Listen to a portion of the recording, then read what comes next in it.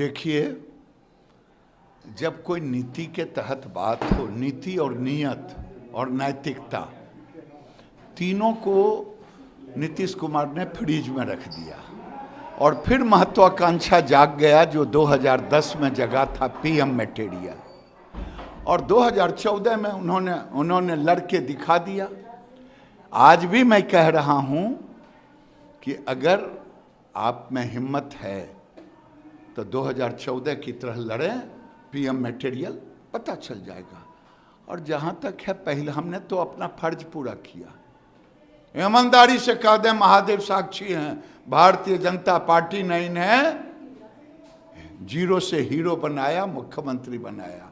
जब मेरे 63 थे, इनके 36 थे, तो भी नेता माना।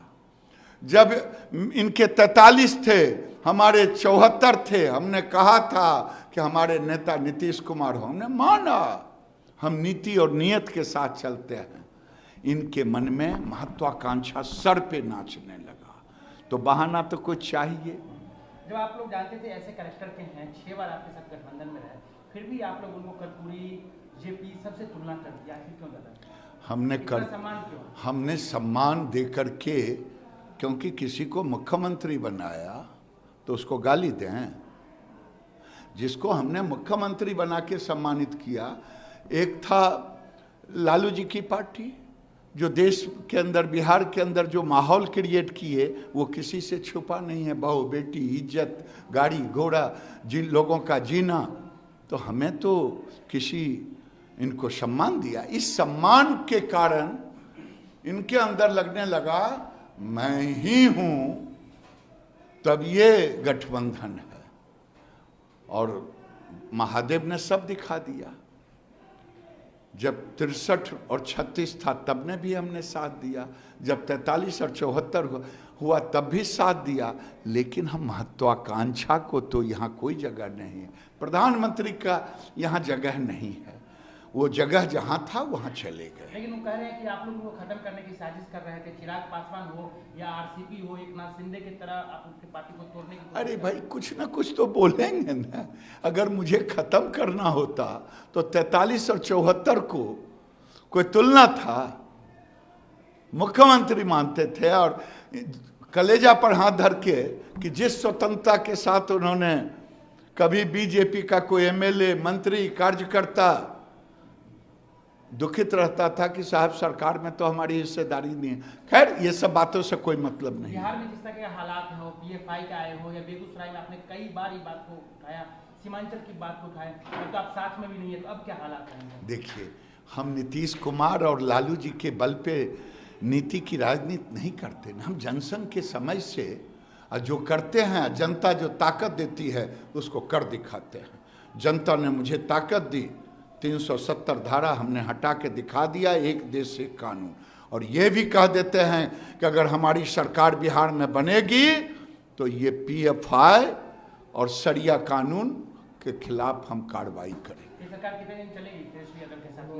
ये जब तक दोनों के स्वार्थ एक साथ, तेजस्वी को शासन चाहिए था, नीतीश कुमार को पीएम चाहिए था, तो 2024-25 वहाँ तक, उस समय तक दोनों की पूर्ति 24 में प्राइम मिनिस्टर का होगा, उनको पता चल जाएगा।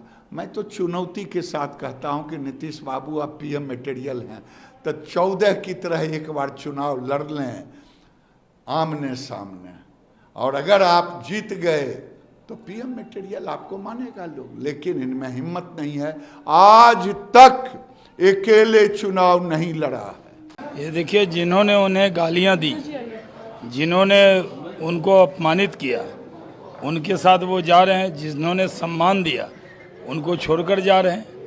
हम लोगों ने तो ईमानदारी से काम किया और ये भी कहा कि साथ में चुनाव लड़ेंगे। और नीतीश कुमार जी का जो उभार हुआ था वो राजद के खिलाफ ही हुआ था। वही उनकी यूएसपी थी कि वो भ्रष्टाचार के खिलाफ आगे आए।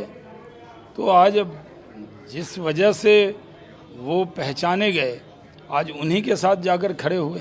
सर, आप लोगों ने उनको आधी सीट दी थी लोकसभा चुनाव में 2019 में। जो उनकी राजनीति थी समता पार्टी से लेकर के जनता दल यूनाइटेड तक में हमेशा भाजपा साथ रही। आखिरकार कहाँ पर ये हुआ जो मैनेज नहीं हो पाया दोनों तरफ से? काफी समय से वो तो वही बताएंगे। हम लोगों ने तो पूरा उनको सम्मान दिया, हमारे केंद्रीय नेतृत्व ने सम्मान दिया, उनको कहीं से कोई दुश्वारी नहीं थी। किस तरह से उन्होंने अपनी स्थिति को राजद की तरफ किया, ये क्या मजबूरी थी, वो तो उनको बताना है। तो अब सर आपकी स्ट्रेटजी क्या रहेगी इस पार्टी की? आप अकेले आप लोग हम मजबूत विपक्ष की भूमिका निभाएंगे और लोकसभा के चुनाव में 40 की 40 लोकसभा सीट जीते, इसके लिए अभी से ताकत लगाएं।